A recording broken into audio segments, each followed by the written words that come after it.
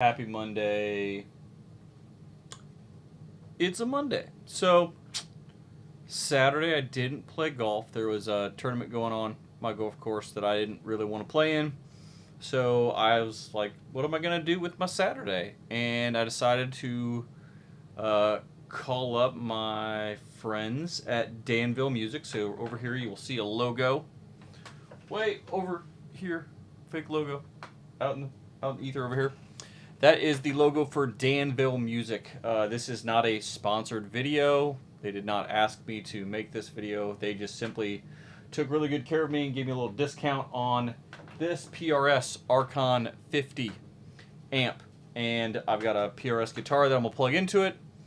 And we're gonna check out everything. So right now the whole amp, it is set 5s across the board. I'm gonna turn all the bright switches off, and we're going to do a lot of tweaking and turning. I've got a guitar set up in drop C, but it does also lend well to clean tones, so no matter what you are into, you're going to hear something that you will like and hate.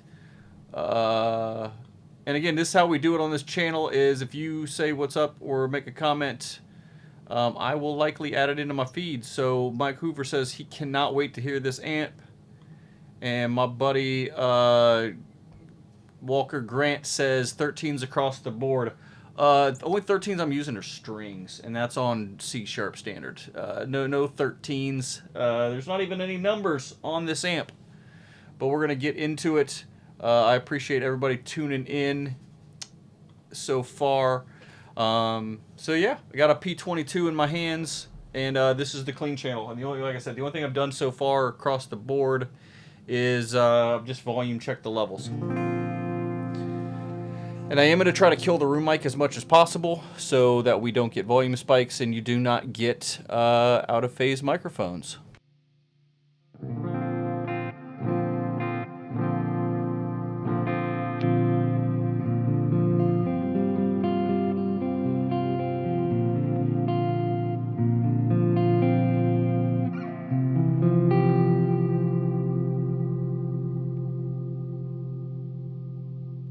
Alright, just flip the bright switch on a little bit. I'll get a couple questions coming in here real quick. Neil is asking what pickups are in the P22.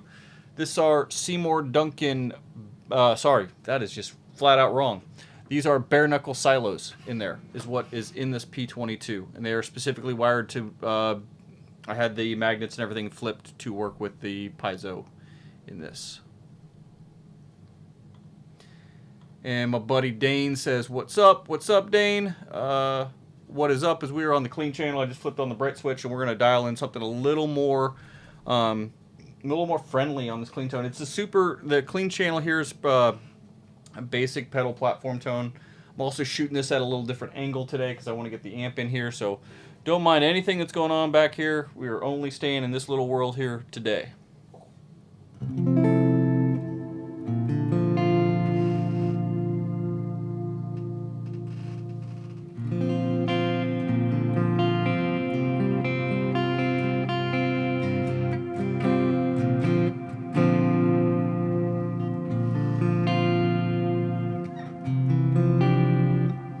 I should also point out reverb and delay are coming from two Strymon pedals, which I just told you not to look up there, but there is a reverb and delay pedal up there. There is no reverb built into this amp, so all your reverb in post, which I will turn off now as a, just give you a sense of what the amp sounds like, a little bit dry.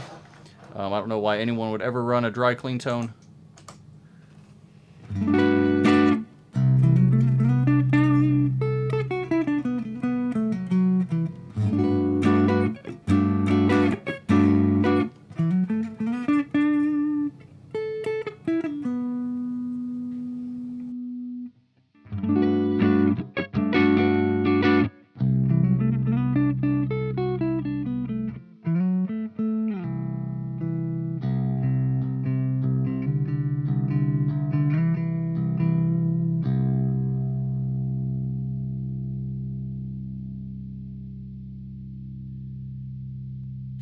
Now this amp has headroom for days. So I mean, I've got this the quote unquote gang cranked up and the master cranked up in here.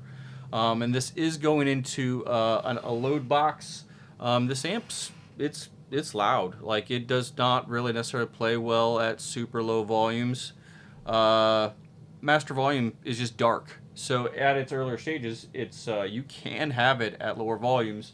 You just really need to work with those treble, mid, and presence settings, which we're going to get into. I'm trying to just dial in the clean sound here without touching the depth and the presence, because that's going to give us an opportunity to use the depth and presence when we switch it over to the lead channel to dial in the tone we're after. Hey man, have you taken a look inside the amp? Yes, I have. I pulled that out and I checked out the tubes. I did not take it apart up in here, but I did take the back panel off and looked at the tubes. It's all JJ tubes, and it's got a set of 6 CA7s in it, which is a EL34 tube variant. If your questions are like, have I taken it apart and have I looked at what the build quality is underneath there, I have not. I've only had it 2 days, so I haven't had any problems with it per se. So what I can tell you is the loop in this is just, it works, which every Archon 50 or Archon 100 that I've had in the past did not work. It was just a huge noise bucket, and the loop itself was totally useless. So, can Danville get a shout out? Dude, yes, Walker, they can. They have a logo right here, and my man Cameron, that's how Danville gets a shout out in this video for hooking it up on this amp. This guy's asking if I take requests. No, I do not. You can ask, but I do not take requests. I'm just here to dial in tones. This is not a karaoke hour. But good question. Thanks for asking, and thanks for tuning in. I appreciate you.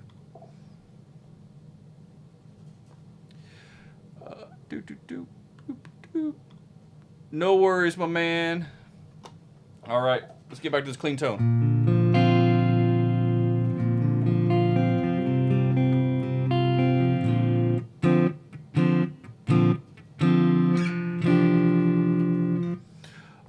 All right, I guess we'll just keep taking questions along as they come in. So my buddy John Michael here is saying his Archons had the same loop issue and had it. The tone was great, but God forbid you need to use loop. Yeah, you can't on the old ones.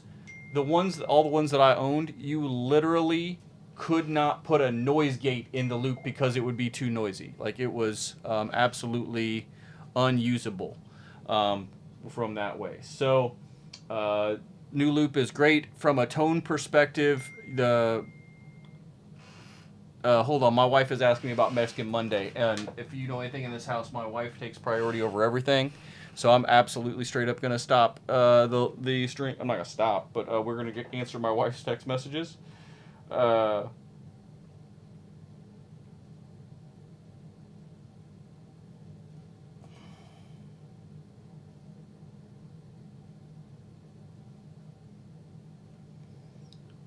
All right, my bad. I was just confirming with my wife that we are indeed ordering up Mexican Mondays. So, the real question is, again, how does this amp compare to the old one?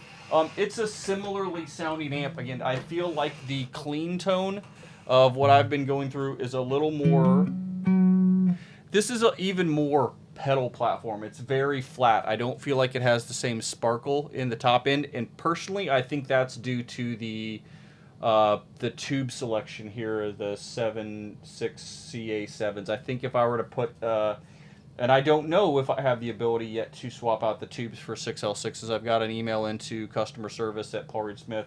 I'm assuming I can use an EL34 variant in this and bias it correctly, but I don't know if it'll take a full set of 6L6s, and I would love to figure out whether I can use something like a KT77 in this. So more information on that to come. But then on the dirty channel, which I think let's just go ahead and get into the dirty channel right now.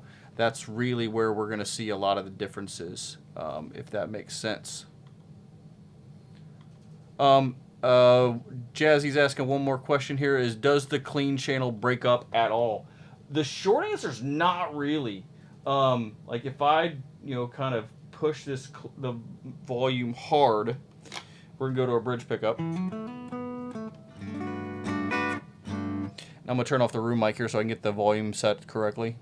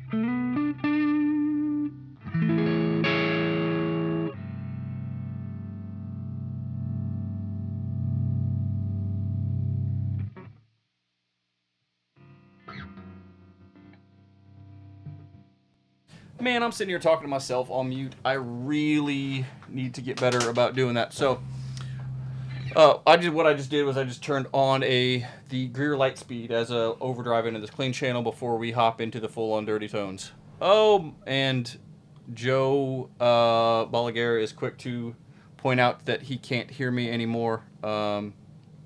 Mike's telling me I'm speaking to myself, and I've heard the gain taper on lead channel is much wider in the spectrum. Is this true?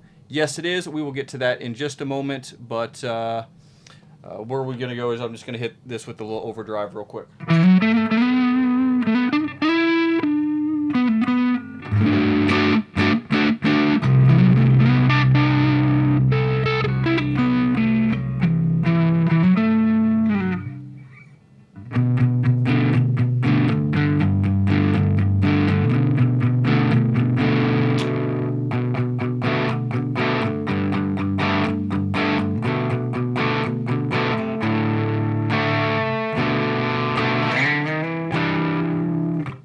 Alright, I think that's enough with the clean channel. Most of you probably understand what a clean channel sounds like. It's super, super pedal friendly, but a little on the what I might refer to as boring side. So, how does it... oh, here we go. How does it compare to the ML Sound ARCs? So, that's a very good question, as... I'm well familiar with that amp and that pack. The models that were done in that, I'm trying to remember if I actually helped with those or not. I know a buddy of mine put his model in there, and I think might have been my other Archon as well. So the ML Soundlight did a great job modeling that Archon, and again, I think the perception there is it sounds a bit like an Ubershaw, but I think this amp, it's a little different.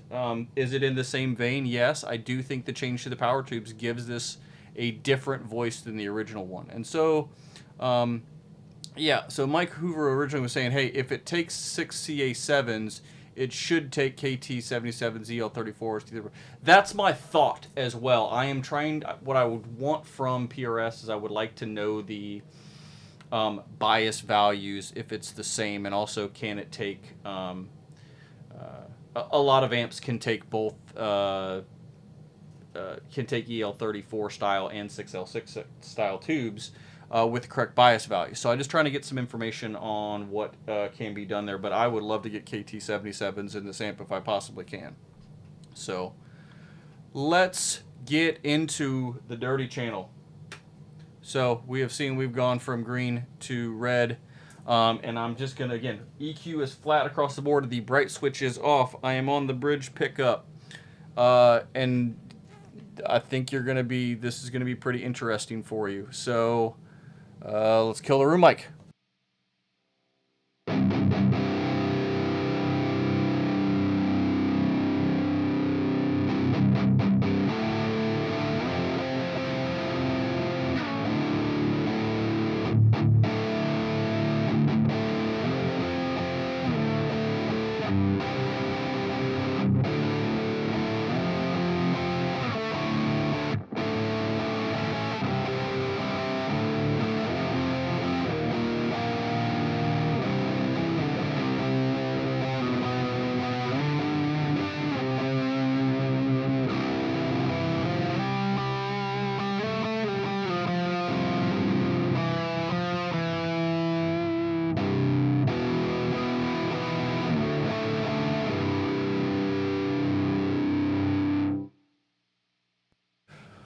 All right, that is the EQ flat across the board, and to me, this sounds dark and mean and gritty. And so, a question that comes up is, hey, do I feel like this is more of a British or an American flavored, more Mesa or Marshall?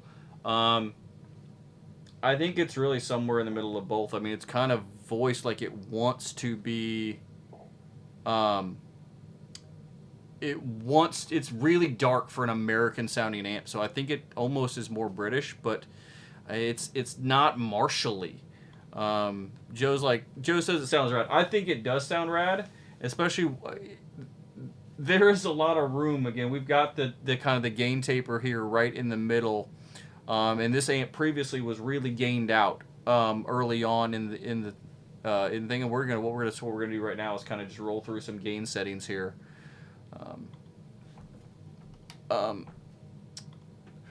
Question is more scoop to thought. What speakers am I using? So I am using an impulse response from ML Sound Lab that is a Mesa oversized cabinet with V30s.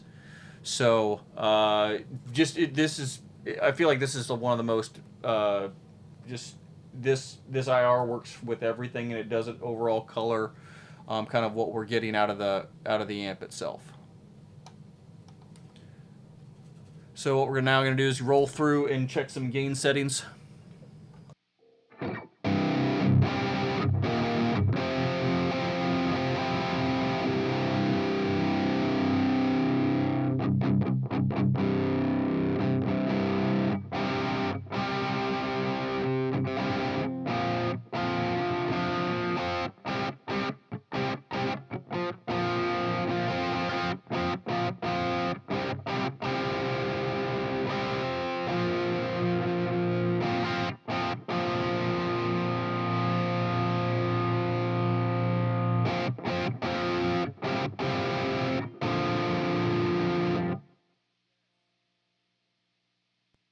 Yes. It is really dark. And so I've got the bright switch off. I'm also going to turn the bright switch on. But this is everything at noon across the board. This amp is super dark. And I think that's where I think it really benefits from having some master. And I'll have to double check all my levels. Every video that I've seen so far, this master has been almost at noon or at least at 11 o'clock, which this amp, that volume is loud in the room. It's one of the reasons I'm using a load box for this and also just tiny studio. But yes, I feel like this amp is voiced very dark. Now, we can get it bright and we can get it tight. But I agree that it's voiced really mean and very dark. Thank you, Dalton. I'm on it.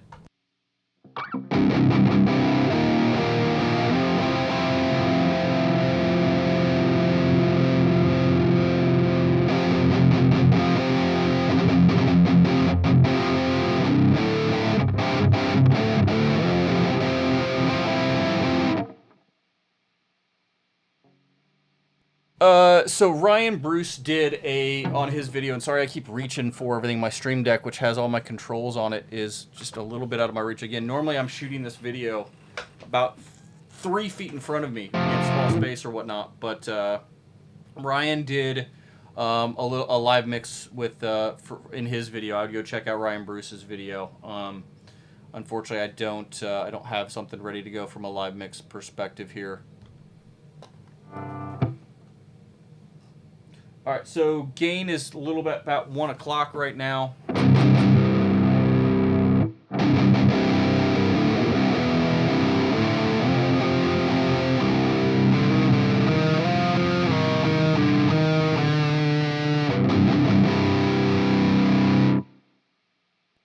Now, we've got more gain on tap. I don't know why you would really need more than this, but let's go.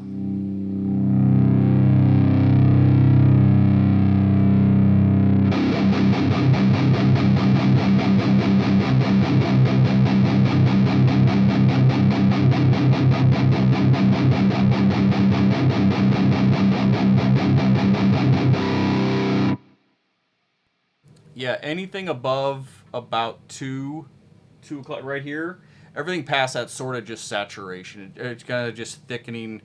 I just feel like it's getting more muddy, and yeah, I suppose it's pushing the amp a little further. But I think this 2 o'clock spot right here.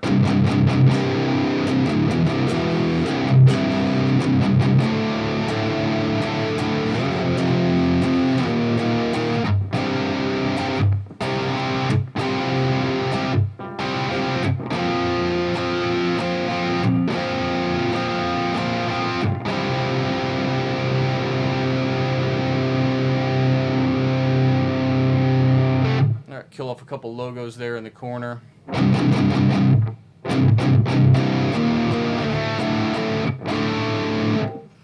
All right, now what I want to do is we can start rolling through. Let's kind of EQ some stuff.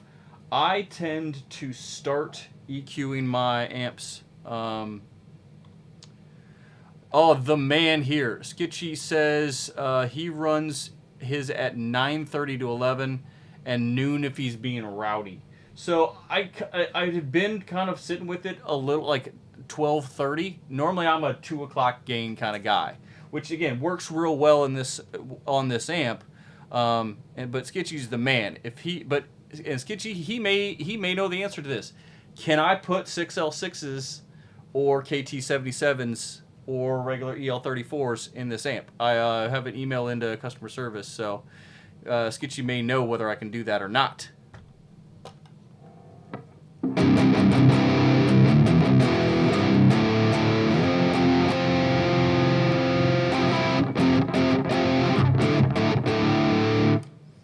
All right, so now let's just start playing with these presence and depth controls. That's usually where I like to start tweaking the amp, and then I use the EQ settings to kind of get where I want to go. I kind of use these global controls. It's how I typically dial an amp in. Now, I start with all the comments coming down here. Oh, you're wrong, and that's the terrible way to do it. It's kind of just how I do it. So we're gonna get this presence rocking, and I'm just gonna try to find a little brighter of a setting.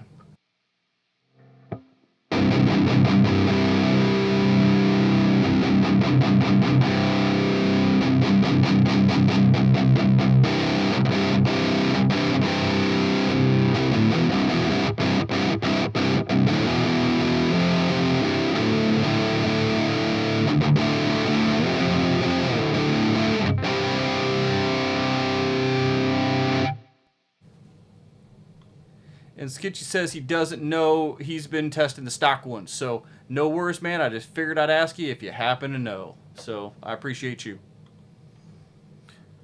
All right, we've got that presence cranked up quite a bit, which is very different than I've seen a lot of the other videos where I've seen people dial in stuff and they've got depth super high or a bass there. But I think if we can dial into the EQ as well, let's just kind of say, let's kind of go 3 and 9 and 3 on these. Let's see where that leaves us, and then we can kind of some fine tuning EQ there.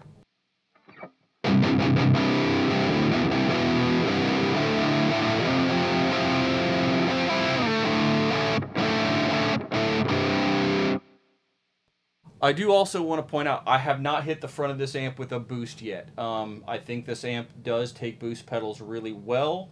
However, again, if you're going to spend $1,000 on this amp, I think you at least should know what it sounds like before you hit it with a boost. So you can absolutely, it takes the boost pedal really well. I've got the KHDK Trivium pedal and one of my personal favorites, the Highwind Direwolf here, where we can drop some of this gain and see what we can do. So, all right, let's get to dialing in on the EQs.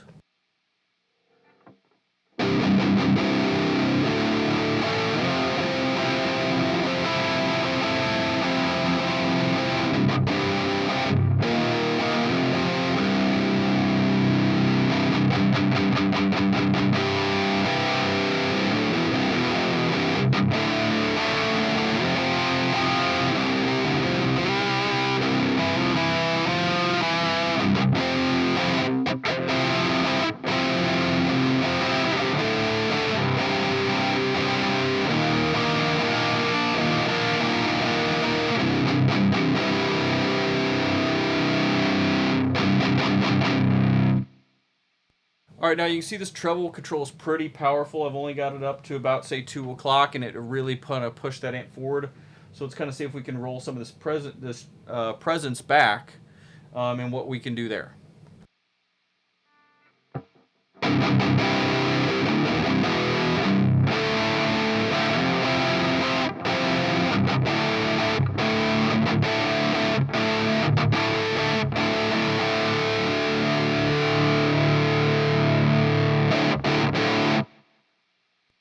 All right, as I move over to the mids, again, I'm noticing about 2 o'clock there's a sweet spot in each one of these pots, and that's a really good thing to do as you dial in an amp, is kind of sit here and play it just like I'm doing, where I've got your hand on a guitar and you can hit a knob real quick or have someone else tweak these knobs around while you're playing to understand where these sweet spots, and every pot has some kind of movement in it.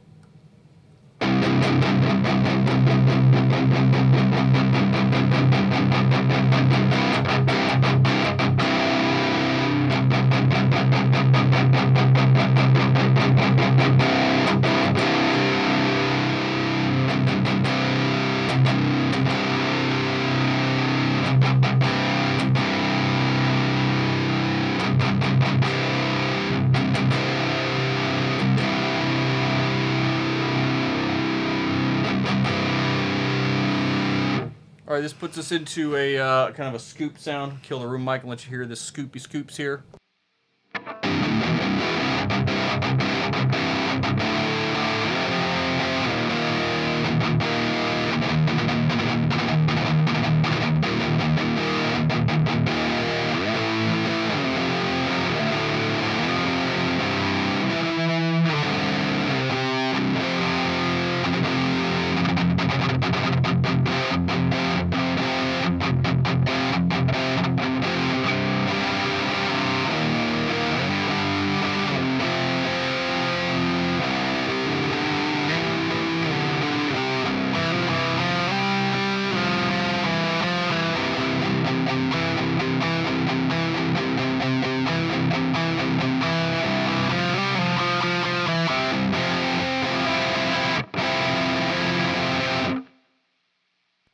Now, to me, that's kind of I like that amp in that place. Like, it's a cool scoopy sound for this type of stuff that I do. I'm probably even going to I like a lot of that low mid in my tone. A lot of people think that's boomy or whatnot. Again, I'm also not running a boost, which is what I prefer to do. But also, this amp sounds pretty damn good with a boost, and we'll get into that here in just a minute.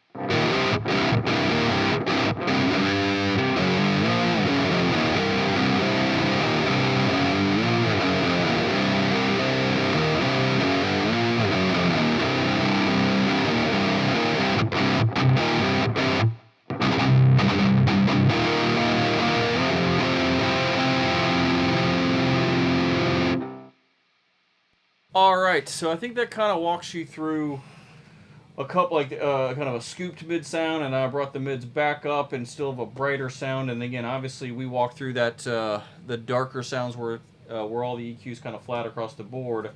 Now, what I want to do is pour this volume back a little bit on the gain, and just bring us back a little bit more to a neutral sound on the EQ here. We're going to leave that presence and depth alone because we're going to dial that in.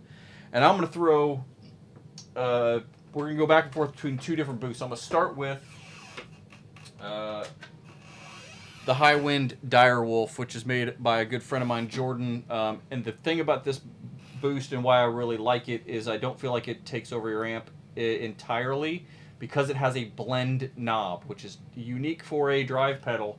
But I think it leaves a lot of the amp's original tone in place. And I've got that blend set kind of at that 1 o'clock mark. So I'm getting like a 65 or 70% blend.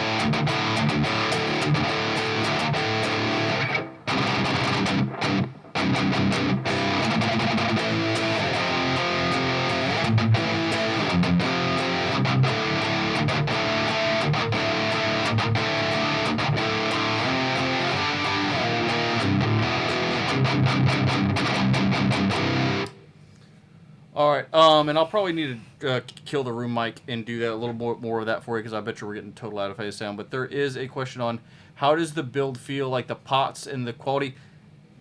Everything's fantastic. I don't hear any noise in any of these pots. Everything feels smooth. It's been noted in some other videos there is not a standby switch on this amp. And that's kind of odd, but that's a design decision. Do you need a standby? I guess not. You have a volume knob on your guitar. I'd probably prefer that. But I've had no issues with this amp running super hot. I've had zero problems. Again, all of the pots, everything feels really, really well made. Yes, I know it's made in Indonesia and people are kind of bent out of shape that's not made in the U.S. anymore. It's also $1,000. Like this amp, and again, if you're gonna buy one of these, go see this where I'm pointing over here. Call my friend Cameron at Danville Music, and he will order one of these for you if he doesn't already have one, and he will take care of you. Yeah, that's if you're gonna buy anything PRS related, call them first. It's who I love to deal with. But yeah, let's jump back into this. Mike says Jordan is awesome. Yes, he is. Jordan's the man. I actually own 2 Direwolves, and I've probably owned 5 of them. I love working with Jordan. I love supporting what he's doing, and this tone is sick. The Direwolf into this is pretty incredible. So here's the Direwolf. Turn the room mic off. Direwolf into the lead channel of the Archon.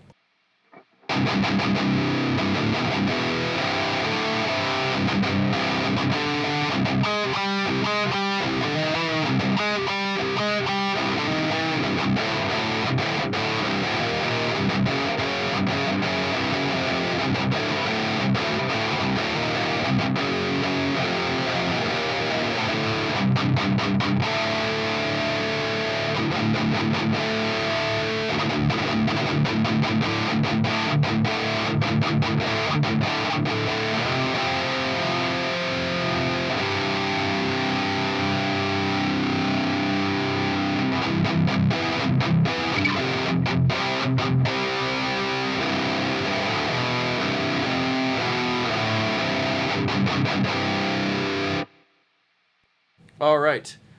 If you want, even if like all you do is listen to Ola Strandberg, how's the noise level? Does it need a gate? Yes.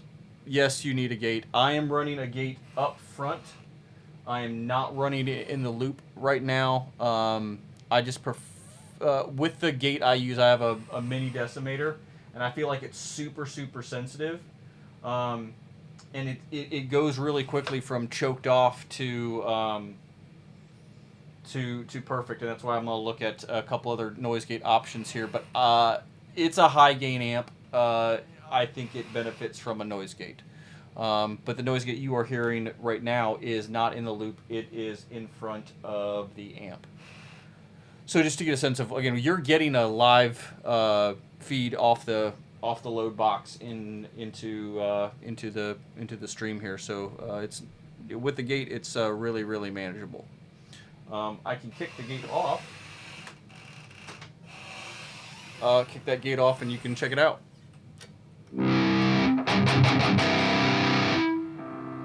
So you can start to begin to hear that hum. I'll go ahead and kill the room mic so you're not getting that hum too.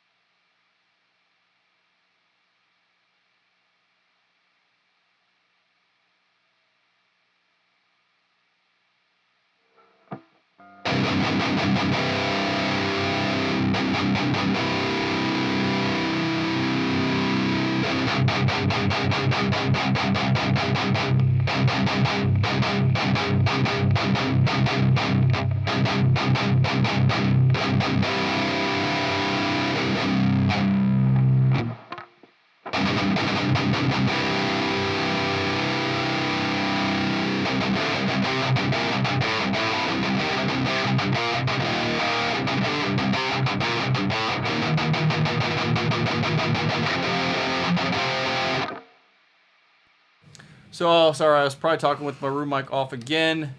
I have a terrible habit of doing that. My bad.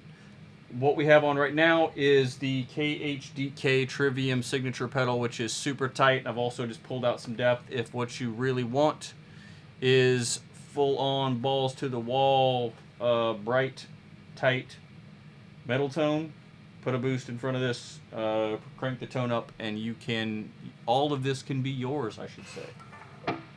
Killing the room mic again.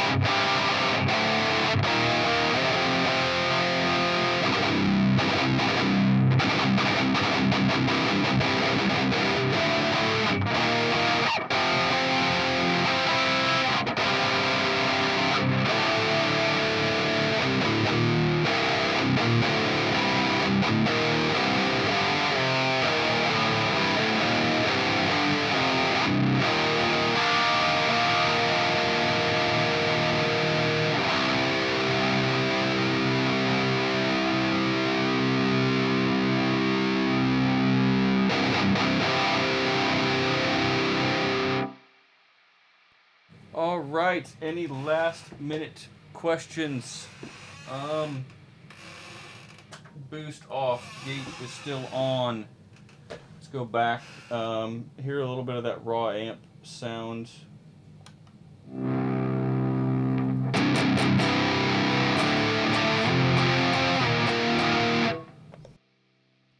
mean, you can just hear how much richer and thicker it is without the boost. Again, I really like it. I like both. I do like the super tight version of this, and I like the fact that you can get some control over that. And I do like that it's kind of darker. It has some balls in it. I would super love to get some different power tubes in this and just see if it really changes the character of the amp at all. It's a 50 watt head. There's only 2 tubes in it, 2 power tubes in it. I would be curious to roll again. I think any changes to the preamp tubes are going to be so subtle you're not really going to notice. At least I won't probably notice. It takes a lot of those little subtleties to change how an amp feels or sounds to me, especially when you have these knobs that do things like make things brighter or make things darker.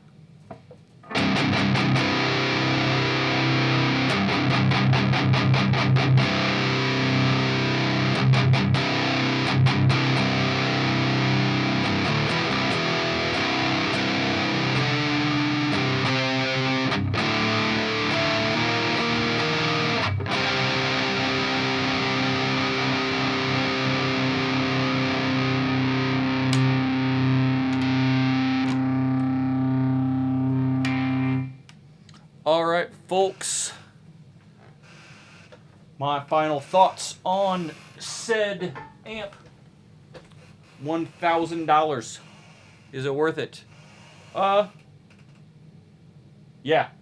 I think this is so much more usable than the old one. And again, I've just got to play it for 45 minutes or so.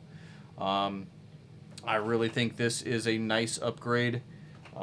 I don't care that it's made overseas and not made in the U.S.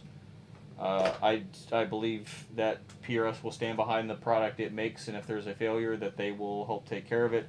The build quality looks good. It feels good. A lot of people prefer that the knobs were on the bottom and say they don't like being... I genuinely do not care. Like, it sounds good.